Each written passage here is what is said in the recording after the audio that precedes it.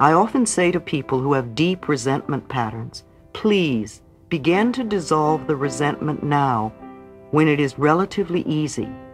Don't wait until you're under the threat of a surgeon's knife or on your deathbed when you may have to deal with panic too. When we are in a state of panic, it is very difficult to focus our minds on the healing work. We have to take time out to dissolve the fears first. If we choose to believe we are helpless victims, then the universe will support us in that belief, and we will just go down the drain.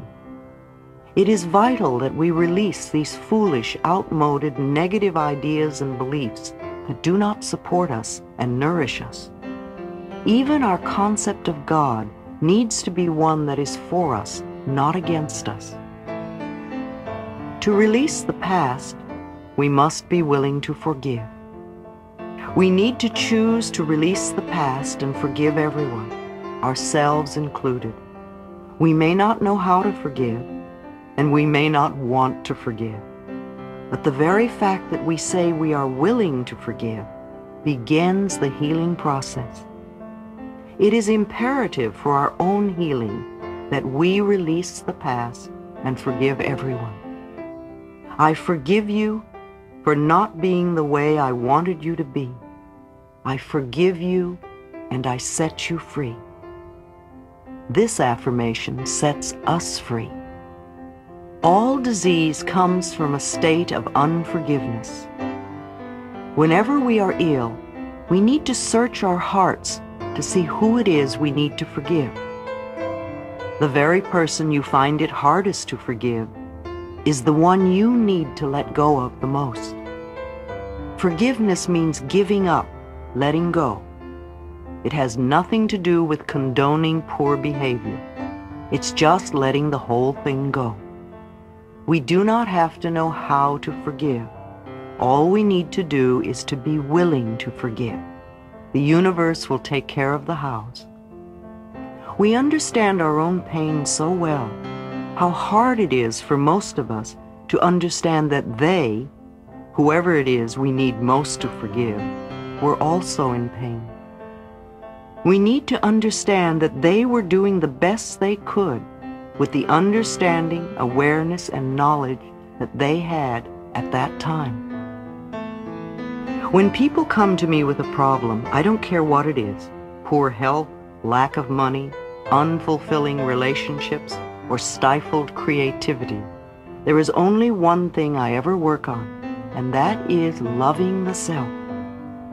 I find that when we really love and accept and approve of ourselves exactly as we are, then everything in life works.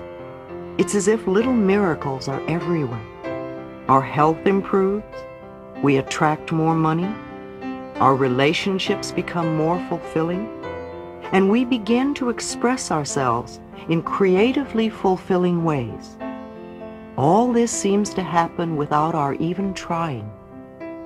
Loving and approving of yourself, creating a space of safety, trusting and deserving and accepting, will create organization in your mind, create more loving relationships in your life, attract a new job and a new and better place to live, and even enable your body weight to normalize. People who love themselves and their bodies neither abuse themselves nor others. Self-approval and self-acceptance in the now are the main keys to positive changes in every area of our life. Loving the self, to me, begins with never, ever criticizing ourselves for anything. Criticism locks us into the very pattern we are trying to change. Understanding and being gentle with ourselves helps us to move out of it. Remember, you have been criticizing yourself for years, and it hasn't worked. Approve of yourself and see what happens. In the infinity of life where I am, all is perfect, whole, and complete. I believe in a power far greater than I am, that flows through me every moment of every day.